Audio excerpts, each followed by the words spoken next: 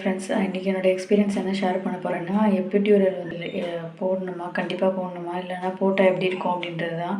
Actually epidural பற்றி எல்லாருமே வந்து பெயின்லெஸ் நார்மல் டெலிவரி அப்படின்னு சொல்லி எல்லாத்தையுமே நம்ம தெரிஞ்சிருப்போம். முன்னாடி அந்த அவேர்னஸ்லாம் இல்லை. ஆனால் இப்போ நமக்கு அதை பற்றி நிறையா தெரிஞ்சிருக்கோம். என்னோடய எக்ஸ்பீரியன்ஸ் என்னென்னா, நான் வந்து 9:45க்கு எனக்கு வந்து பனிக்கூடம் உடைச்சி விட்டாங்க. 12:30 மணி போல் ரொம்ப பெயினாக இருக்குது, என்னால் முடியல. 1 சென்டிமீட்டர் தான் அப்போ ஓப்பனாக இருந்தது. ரொம்ப பெயினாக இருக்குது, என்னால் முடியலன்னு டாக்டர்கிட்ட சொன்னோடனே, எபிட்யூரல் வேணால் போட்டுக்கிறீங்களா அப்படின்னு கேட்டாங்க.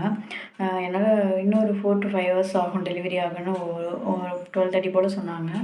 ஸோ நான் வந்து இன்னும் 4 to 5 ஹவர்ஸாக என்னால் 1 சென்டிமீட்டர் ஓப்பன் ஆனதே வந்து தாங்க முடியல வலியை. இன்னும் 4 to 5 ஹவர்ஸ் ஆகும் அப்படின்னு சொன்னால் என்னால் சுத்தமாக முடியாதுன்னு சொல்லிட்டு, நான் சரி ஓகே நான் போட்டுக்கிறேன் அப்படின்னு சொன்னேன். அப்போ வந்து சொன்னாங்க, நீங்கள் போட்டுக்கிட்டாலுமே வந்து டெலிவரி டைமில் 80% பெயின் கண்டிப்பாக இருக்கும் அப்படின்னு சொல்லியிருந்தாங்க.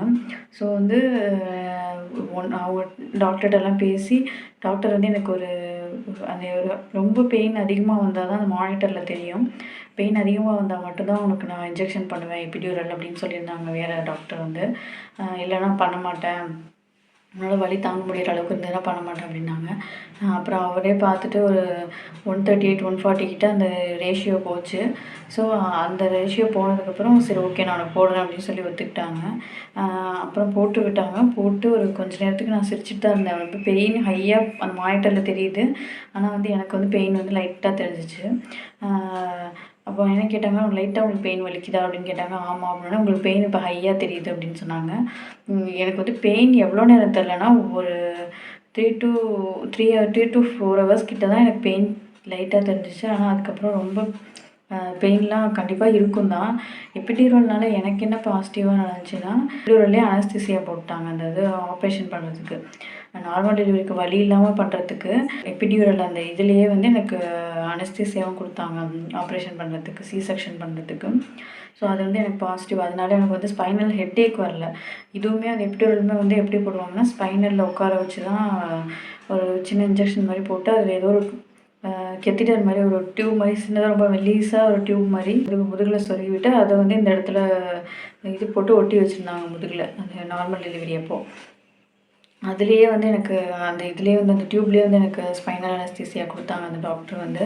ஸோ வந்து எனக்கு வந்து நார்மல் டெலிவரிலேருந்து எனக்கு ஆப்ரேஷன் வந்து மாறுனுச்சு. ஆனால் அதனால எனக்கு நான் உட்காந்தா கூட என்னை வந்து டாக்டர் வந்து அப்புறம் சொன்னாங்க, உனக்கு ஒன்றும் பிரச்சனை இல்லை, நீ உட்காந்தாலும் உனக்கு தலைவலி வராது, ஏன்னா நீ உனக்கு வந்து எபிட்யூரலில் தானே போட்டிருக்காங்க அப்படின்னு சொன்னாங்க. ஆனால் எனக்கு வந்து லாஸ்ட்டில் ரொம்ப பெயின் தாங்க முடியல. ஒரு டெலிவரி டைமில் ஒரு 3 to 4 ஹவர்ஸ் மட்டும்தான் நமக்கு பெயின் இருக்காது. அதுவும் லைட்டாக இருக்கும் பெயினு. ஆனால் அதுக்கப்புறம் நமக்கு கண்டிப்பாக வலிக்கும். எனக்கு வந்து பாசிட்டிவாக தான் நினைக்கிறேன். ஏன்னா எனக்கு அதுக்கப்புறம் முதுகு வலி கிடையாது. நான் பால் கொடுக்குறதுனால தான் எனக்கு முதுகு வலி வருமே தவிர, அந்த ஸ்பைனல் ஹெட்டேக்கோ இல்லைன்னா ஸ்பைனல் அந்த பேக் பெயினோ எனக்கு அந்த மாதிரி எதுவுமே இருந்தது கிடையாது. ஸோ எனக்கு வந்து அது பாசிட்டிவ் தான் எபிட்யூரல் போடுறது. ஆனால் வலி கண்டிப்பாக தெரியும்.